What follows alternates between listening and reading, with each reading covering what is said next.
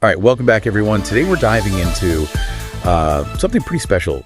Jemimah Rodrigues and her very first ODI century for India. It's big, yeah. We've got this Times of India piece that really digs deep, and it's, it goes way beyond just the runs, Oh, yeah, for sure. We're going to get into the mindset, the mental shift that got her to this point. And honestly, I think there's something in there for all of us, no matter what we're striving for. Absolutely. What makes her story so remarkable is, this century, it wasn't some overnight thing. She's been playing internationally for 7 years. This is a long time coming. 7 years. Wow. Talk about perseverance. Yeah. All right. So set the scene for us. It's the second ODI against Ireland, and Rodrigues just explodes. 102 runs. Incredible. Not only that, she helps India to their highest ever ODI total, 370 runs. Now, for folks who might not be cricket fanatics, ODI stands for One Day International. It's like the fast-paced, high-energy version of the game. Right. Think shorter matches, quicker scoring, lots of action packed into a single day. And 370 runs, that's a statement. A score like that, it really sends ripples through the cricketing world. It's huge. Absolutely. And what's so interesting is that Rodrigues herself says, she says this success comes from a very specific mental shift. She talks about going back to the mindset she had in her under 19 days. Okay, now this is where it gets really interesting. Tell me more about that. Well, back in her under 19 days, Rodrigues was just a run machine. She once hit an unbeaten 202. I mean, that kind of score at that level, it's almost unheard of. There was something special about her approach back then. Okay, so she's facing Ireland, feeling the weight of those 7 years, and she thinks, what would under 19 Jemimah do? What was it that she did differently back then? Well, Rodrigues talks about how in her under 19 days, she focused on each ball as a fresh start. She didn't let past mistakes weigh her down.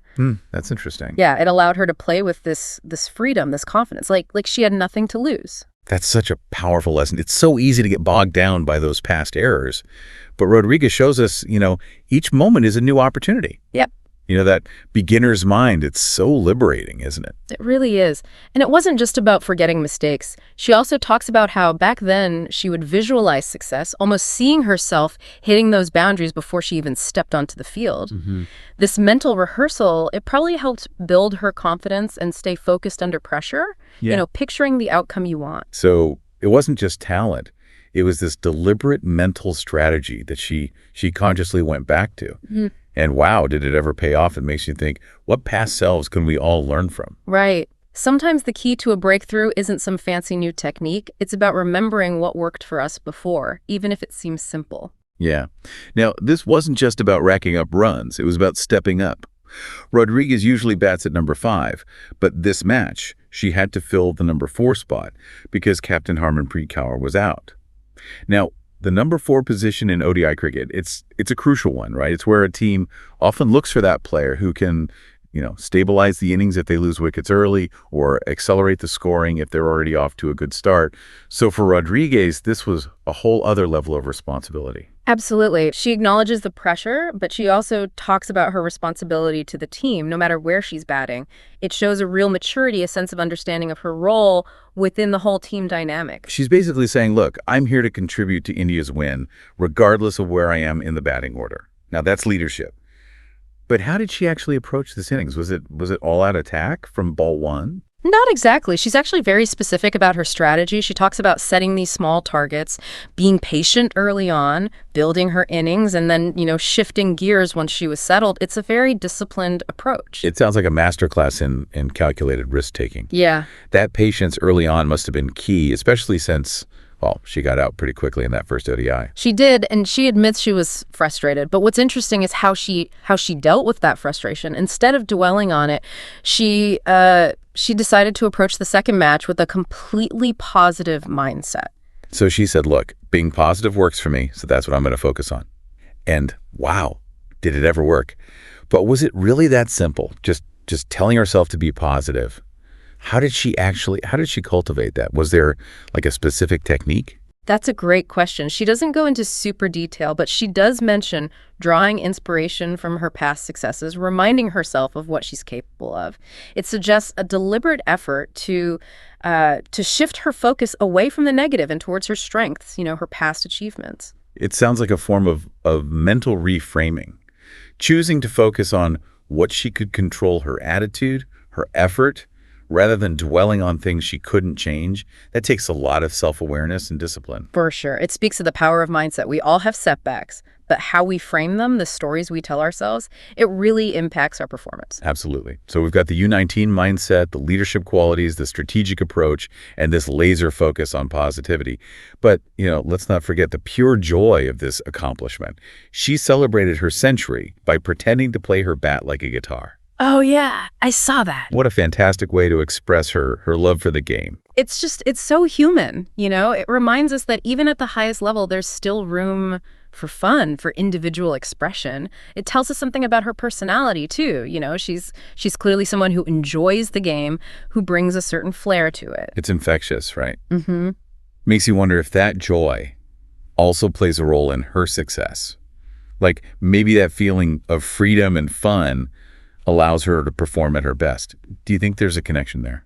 I think you're right. We talk a lot about focus and discipline, but we shouldn't underestimate the power of enjoying what you do, that passion. When you love what you do, it fuels you. It makes the whole journey more fulfilling, even when things get tough. It's that spark, Yeah. that love for the game. And what's even more impressive is that Rodrigues isn't letting this success, go to her head. Right. Yeah, she's already looking ahead. I mean, she's obviously thrilled about the century, but she keeps talking about the team's focus on, constant improvement. Even after a record-breaking win, they're still analyzing, picking things apart, looking for ways to get better. That's the mark of a true champion, isn't it? Never being satisfied, always pushing for more. But isn't that kind of counterintuitive? I mean, you just hit this incredible milestone. Wouldn't it be natural to, just bask in it for a little bit? It's easy to think that celebrating success and, striving for more are opposites, but they can totally work together. Recognizing that even when you achieve something amazing, there's always room to grow, to get better. That's the continuous improvement mindset. So it's not about resting on your laurels. It's about using that success as fuel for the next challenge. Sure. Rodrigues seems to get that, instinctively. She even said, this century is just the first of many, and she hopes they'll lead to more wings for India. Yeah. She's not just playing for herself, she's playing for something bigger. Exactly. And that's what's so inspiring about her story. It's not just about individual achievement. It's about dedication to the team, the country, a shared goal, Yeah, it reminds me of that saying, talent wins games, but teamwork and intelligence win championships. And Rodrigues, she just embodies that. Her individual brilliance shines through, but it's always in service of the team. Absolutely. And, what's really cool is that these qualities, the mindset, the patience, the positivity, the constant drive to improve, they're not just for cricket. They apply to anything you do. That's what I love about these deep dives. We start with a specific story, but then we find these universal truths, these insights into human potential to go way beyond just one field. Exactly. And it's not just about admiring those qualities. It's about asking ourselves, how can I use these principles? Where can I adopt a similar mindset? What small targets can I set? How can I be more patient, more positive when things get tough? We often talk about role models, especially for young people. Yeah. But I think Rodrigues' story shows us that role models can come from anywhere. It's not about copying someone's path. It's about taking the principles, the mindset, the approach that works for you and using it on your own journey. That's a great point. It's really important today, when we're bombarded with all these messages about success and achievement, and they're often so superficial.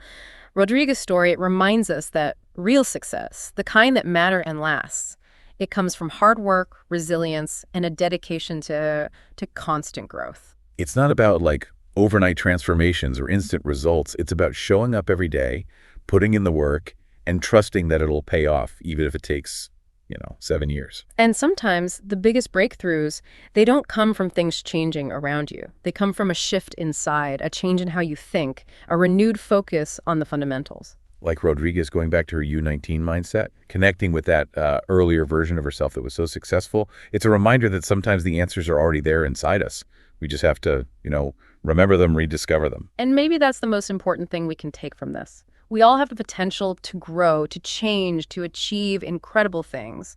It might not look the same as someone else's journey, but the principles, the mindset, it's all there for us. Makes you think, what we could all achieve if we really tapped into that potential for continuous improvement. It really does. Yeah. And it all starts with a simple question. What's one area in your life right now, where adopting that mindset, that continuous improvement mindset, could lead to a breakthrough? That's a good question to sit with for a bit, isn't it? Could be work, relationships, creative projects, your health, really anything. Anything. What's one small step, one tiny shift in how you're thinking that could set you on the path to something truly remarkable. And it doesn't have to be, becoming a cricket superstar. It's about finding those principles that click for you and using them on your own journey. Well said. Well, we've covered a lot today. Jemimah Rodrigues, her amazing century, the mindset behind it all, the importance of patience, positivity, the drive to keep getting better. It's inspiring, yeah. And remember, it's not about being perfect right away. It's about the journey, the dedication, the belief that even small changes can make a big difference. They really can. So, as you go about your day, keep that question in mind. What's your continuous improvement opportunity?